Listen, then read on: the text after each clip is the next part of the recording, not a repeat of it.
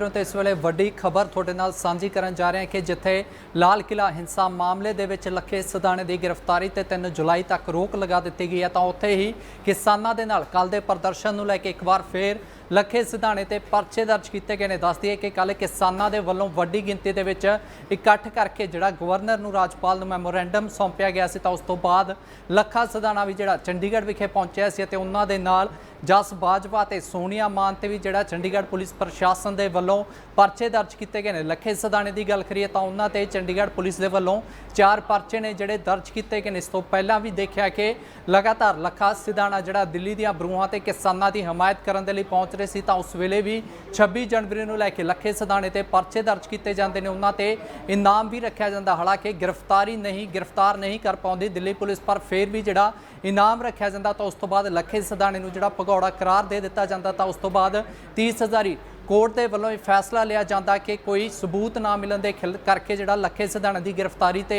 3 जुलाई तक रोक लगा दी जाती है। हालांकि जिहड़ा हजे केस उन्हां ते अजे भी चल रहा, पर उधर दूजे पासे हुण चंडीगढ़ पुलिस के वलों भी जिहड़ा लखे सिधाणे के खिलाफ 4 परचे दर्ज किए गए हैं। लखा सिधाणा क्योंकि वड्डी गिनती दे विच किसानां दे वलों कल भी जिहड़ा चंडीगढ़ ते मोहाली जां फिर पंचकूला की गल करिए तो उत्थे बॉर्डरां ते जिहड़ा प्रदर्शन किया गया सी, क्योंकि किसानां दे वलों पहलां ही जिहड़ा प्रोग्राम लिखिया गया सी कि पंजाब के देश के सूबे भर के जिहड़े गवर्नर ने राजपाल ने उन्होंने मैमोरेंडम सौंपे जाणगे ताकि जिहड़े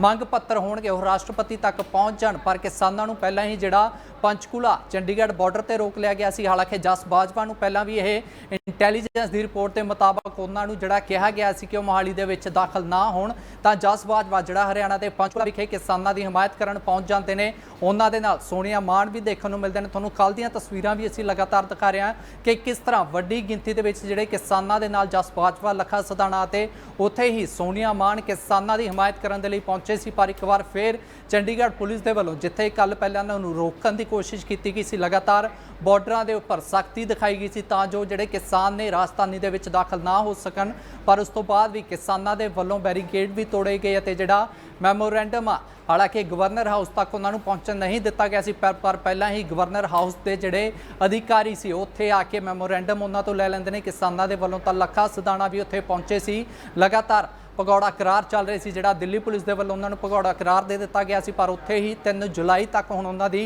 गिरफ्तारी ते रोक बेशक लगा दी गई होवे, पर उधर हुण चंडीगढ़ पुलिस के वलों 4 परचे दर्ज किए गए हैं। दस दिए कि सैक्टर 17 के थाणे दे विच 2 परचे जिहड़े लखा सिधाणा ते दर्ज किए गए हैं, इस दे नाल ही सैक्टर 36 ते सैक्टर 3 के थाणे दे विच एक परचा जिहड़ा लखे सिधाणे के खिलाफ दर्ज किया गया। लखे सिधाणे के नाल सोनिया मान ते जस बाजवा ते भी जिहड़े परचे दर्ज किए गए हैं, क्योंकि जस बाजवा नूं जिहड़ा कल भी कहा गया इंटैलीजेंस की रिपोर्ट के मुताबक कि वह पंजाब दे विच मोहाली दे विच दाखल ना होण, पर उस तो बाद भी लगातार किसानां की हमायत करन दे लई जस बाजवा जिहड़े पंचकूला पहुँच जाते हैं, क्योंकि उन्हां दे वल्लों यह भी कहा गया सी कि साडा जिहड़ा पूरा अंदोलन आ एक किसानां की हमायत करन दा, फिर चाहे मोहाली होवे जां फिर पंचकूला तो मैं किसानां की हमायत करा, मैनूं कोई फर्क नहीं पैंदा। पर उस वेले भी जिहड़ा उन्हां नूं मोहाली दे विच दाखल होण तो रोकिया गया सी, जिस तो बाद हुण लखा सिधाणा जस बाजवा ते उन्हां दे नाल सोनिया मान ते जिहड़े चंडीगढ़ पुलिस के वलों परचे दर्ज किए गए हैं। लखे सिधाणे की इस तो पहला भी लगातार देखिए कि मामले दर्ज होंदे आए ने, फिर चाहे पंजाब की गल करिए, पर उन्होंने वलों कहा जा रहा है कि मैं गैंगस्टर का जिहड़ा एक रास्ता सी वो छड्ड दिता। पर उस तो बाद जिहड़ा समाज सेवी बनते हैं तां किसानी अंदोलन की शुरुआत होंदी आ, दिल्ली पहुँचते हैं, तां दिल्ली विच भी जिहड़े परचे ने लखा सिधाणा बेशक गैंगस्टर का जिहड़ा रास्ता छड्ड चुके होण, पर परचे ने जिहड़े उन्हां दा पिछा छड्डना नहीं चाहुंदे। तां एक बार फिर जिथे पहलां दिल्ली पुलिस के वलों परचे दर्ज किए गए सी, तां हुण चंडीगढ़ प्रशासन के वलों पुलिस के वलों जिहड़े 4 परचे ने लखे सिधाणे ते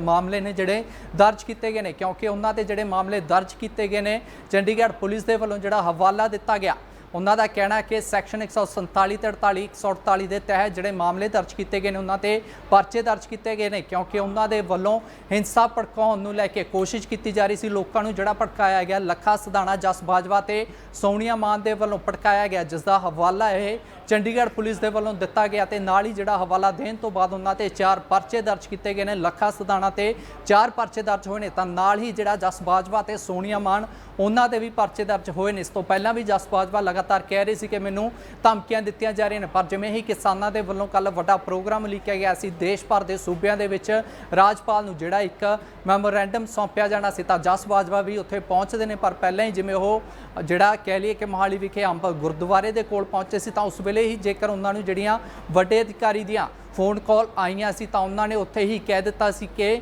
ਤੁਸੀਂ ਵਾਪਸ ਚੱਲ ਜਾਓ, ਮੋਹਾਲੀ ਦੇ ਵਿੱਚ ਜਿਹੜਾ ਦਾਖਲ ਨਾ ਹੋਵੋ। ਜਿਸ ਤੋਂ ਬਾਅਦ ਲਗਾਤਾਰ ਜਸ ਬਾਜਵਾ ਜਿਹੜਾ ਪੰਚਕੂਲਾ ਪਹੁੰਚ ਗਏ ਸੀ, ਕਿਉਂਕਿ ਜਸ ਬਾਜਵਾ ਦੇ ਵੱਲੋਂ ਹੀ ਕਿਹਾ ਗਿਆ ਸੀ ਕਿ ਸਾਡਾ ਅੰਦੋਲਨ ਇੱਕ ਹਰਿਆਣਾ ਦੇ ਕਿਸਾਨ ਹੋਣ, ਚਾਹੇ ਫਿਰ ਉਹ ਪੰਜਾਬ ਦੇ ਕਿਸਾਨ ਹੋਣ। ਜਿਸ ਤੋਂ ਬਾਅਦ ਪੰਚਕੂਲਾ ਵਿਖੇ ਉੱਥੇ ਜਾ ਕੇ ਕਿਸਾਨਾਂ ਦੀ ਹਮਾਇਤ ਕਰ ਰਹੇ ਸੀ, ਕਿਸਾਨਾਂ ਦੇ ਨਾਲ ਮੈਮੋਰੈਂਡਮ ਜਿਹੜਾ ਸੌਂਪਣਾ ਚਾਹੁੰਦੇ ਸੀ। ਪਰ ਉਸ ਤੋਂ ਬਾਅਦ ਵੀ ਹਾਲਾਂਕਿ ਉਹ ਜਿਹੜਾ ਮੋਹਾਲੀ ਦੇ ਵਿੱਚ ਦਾਖਲ ਨਹੀਂ ਸੀ ਹੋਏ, ਕਿਉਂਕਿ ਉੱਚ ਅਧਿਕਾਰੀਆਂ ਦੇ ਜਸ ਬਾਜਵਾ ਦਾ ਕਹਿਣਾ ਕਿ ਮੈਨੂੰ ਪਹਿਲਾਂ ਹੀ ਸਵੇਰੇ ਹੀ ਜਿਹੜੇ ਫੋਨ ਆ ਚੁੱਕੇ ਸੀ, ਜਿਸ ਤੋਂ ਬਾਅਦ ਮੈਂ ਮੋਹਾਲੀ ਦੇ ਵਿੱਚ ਦਾਖਲ ਨਹੀਂ ਹੋਇਆ, ਸਗੋਂ ਕਿ ਮੈਂ ਜਿਹੜਾ ਹਰਿਆਣਾ ਦੇ ਪੰਚਕੂਲਾ ਜਾ ਕੇ ਕਿਸਾਨਾਂ ਦੇ ਜਿਹੜਾ ਕਾਫਲਾ ਆ ਰਿਹਾ ਸੀ ਉਹਨਾਂ ਦੇ ਨਾਲ ਤੁਰ ਪਿਆ, ਤਾਂ ਜੋ ਰਾਜਪਾਲ ਨੂੰ ਕਿਵੇਂ ਨਾ ਕਿਵੇਂ ਕਰਕੇ ਜਿਹੜਾ ਮੈਮੋਰੈਂਡਮ ਸੀਗਾ ਇੱਕੋ ਸੌਂਪਿਆ ਜਾਵੇ। ਪਰ ਫਿਰ ਵੀ ਜਿੱਥੇ ਜਸ ਬਾਜਵਾ ਦੇ ਵੱਲੋਂ ਕੋਈ ਉਲੰਘਣਾ ਨਹੀਂ ਕੀਤੀ ਗਈ ਸੀ, ਪਰ ਫਿਰ ਵੀ ਜਿਹੜਾ ਹੁਣ ਪੁਲਿਸ ਪ੍ਰਸ਼ਾਸਨ ਦੇ ਵੱਲੋਂ ਉਹਨਾਂ ਤੇ ਵੀ ਜਿਹੜੇ ਪਰਚੇ ਦਰਜ ਕੀਤੇ ਗਏ ਨੇ। ਲੱਖਾ ਸਦਾਣਾ ਇਸ ਤੋਂ ਪਹਿਲਾਂ ਵੀ ਦਿੱਲੀ ਲਾਲ ਕਿਲਾ ਹਿੰਸਾ ਮਾਮਲੇ ਨੂੰ ਲੈ ਕੇ ਉਹਨਾਂ ਤੇ ਪਰਚੇ ਦਰਜ ਹੁੰਦੇ ਨੇ। ਹਾਲਾਂਕਿ 30 ਹਜ਼ਾਰੀ ਕੋਰਟ ਦੇ ਵੱਲੋਂ ਇਹ ਵੀ ਕਹਿ ਦਿੱਤਾ ਜਾਂਦਾ ਕਿ ਹੁਣ 3 ਜੁਲਾਈ ਤੱਕ ਜਿਹੜੀ ਉਹਨਾਂ ਦੀ ਗ੍ਰਿਫਤਾਰੀ ਤੇ ਰੋਕ ਲਗਾ ਦਿੱਤੀ ਗਈ ਸੀ। ਪਰ ਜਿੱਥੇ ਇੱਕ ਪਾਸੇ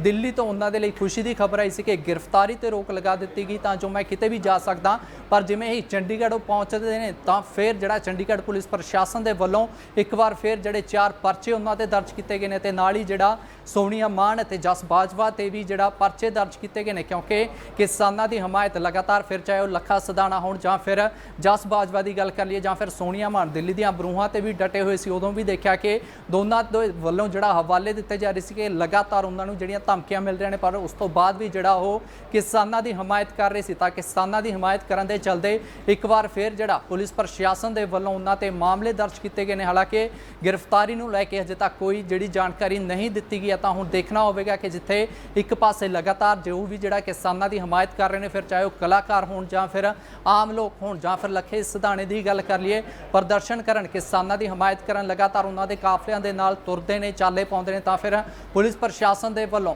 ਜਿਹੜੇ ਪਰਚੇ ਦਰਜ ਕਰ ਲਏ ਜਾਂਦੇ ਨੇ। ਤਾਂ ਹੁਣ ਦੇਖਣਾ ਹੋਵੇਗਾ ਕਿ ਜਿੱਥੇ ਇੱਕ ਪਾਸੇ ਕਿਸਾਨਾਂ ਦੇ ਨਾਲ ਮਿਲ ਕੇ ਜਿਹੜਾ ਪ੍ਰਦਰਸ਼ਨ ਜਸ ਬਾਜਵਾ, ਸੋਨੀਆ ਮਾਨ ਤੇ ਲੱਖਾ ਸਦਾਣੇ ਦੇ ਵੱਲੋਂ ਕੀਤਾ ਗਿਆ, ਤਾਂ ਉਸ ਤੋਂ ਬਾਅਦ ਹੁਣ ਜਿੱਥੇ ਪਰਚੇ ਦਰਜ ਕਰ ਲਏ ਗਏ ਨੇ, ਤਾਂ ਕੀ ਜਿਹੜਾ ਪੁਲਿਸ ਪ੍ਰਸ਼ਾਸਨ ਦੇ ਵੱਲੋਂ ਕਿਸੇ ਤਰ੍ਹਾਂ ਦੀ ਗ੍ਰਿਫਤਾਰੀ ਦੀ ਵੀ ਜਿਹੜੀ ਕੋਸ਼ਿਸ਼ ਕੀਤੀ ਜਾਵੇਗੀ, ਇਹ ਹੁਣ ਦੇਖਣਾ ਹੋਵੇਗਾ।